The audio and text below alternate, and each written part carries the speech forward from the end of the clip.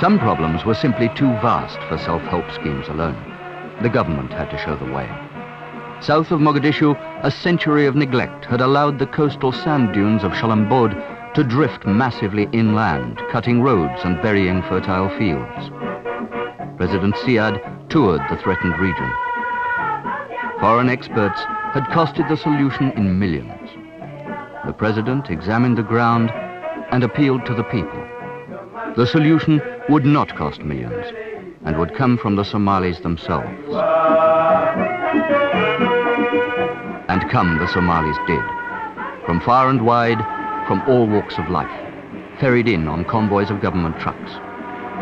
During the week, they came from nearby Marca, Brawa, and the villages around, mostly farmers and fishermen.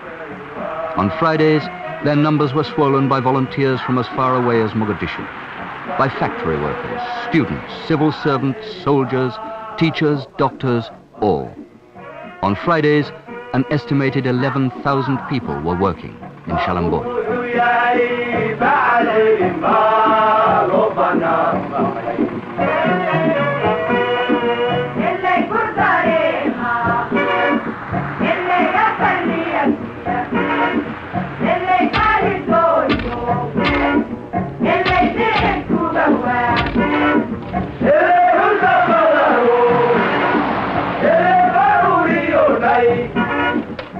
Drought-resistant scrub and cacti were planted as windbreaks in a thin layer of topsoil.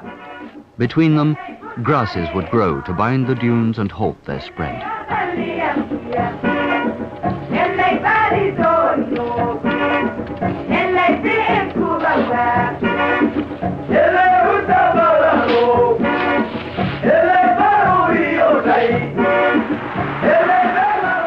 The people threw themselves into the task with feverish enthusiasm.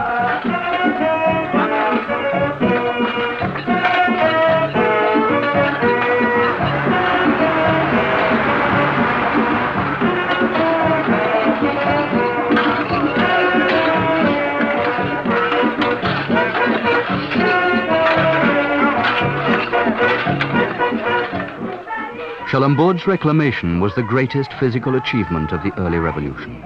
It proved beyond doubt that the people, if they wanted, could work miracles. One day in the near future, dates and palms will grow here, and from a desert, a flourishing orchard will have sprung.